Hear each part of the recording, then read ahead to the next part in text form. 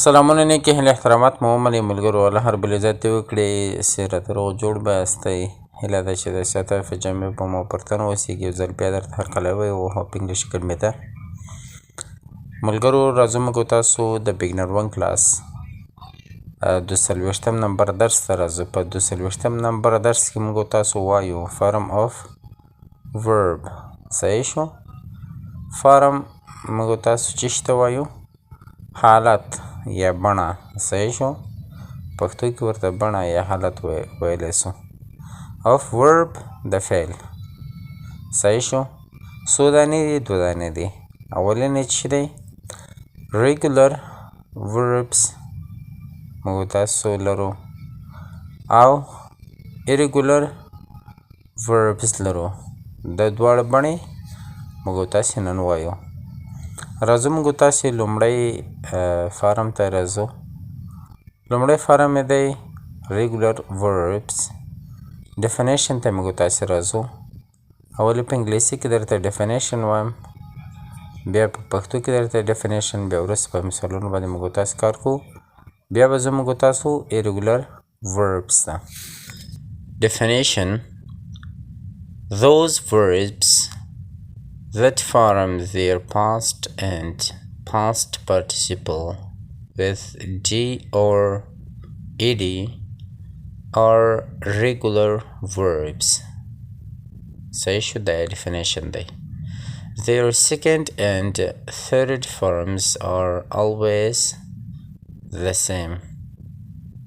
دا نوٹ دی صحیح شو اوس راځو موږ تاسې په پښتو کې وایو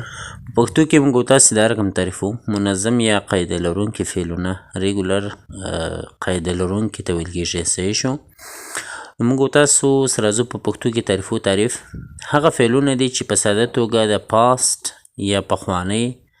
یا تیره صحیح شو پاست ټینس مثلا تیره زمانه صحیح شو او پاست پارټیسیپل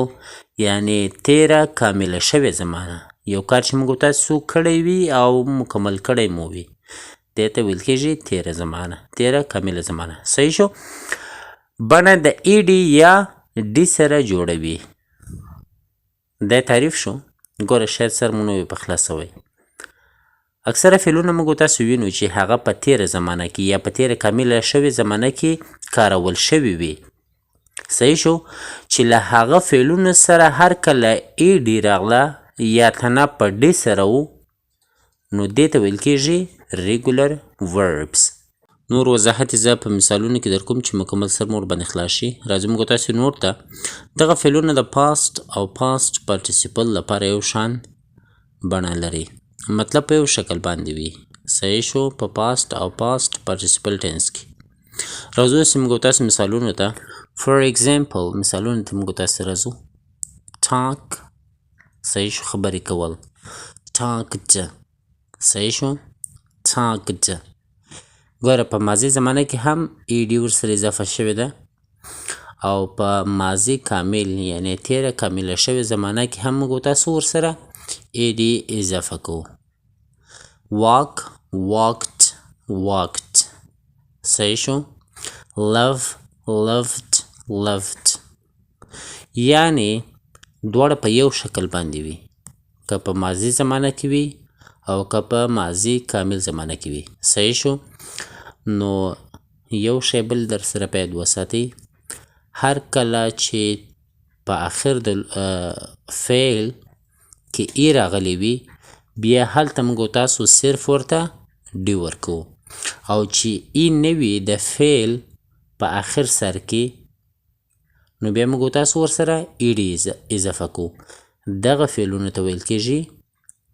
منظم یا قاعده لرونکي فعلونه په انګلیسي کې ورته وایو ریګولر وربس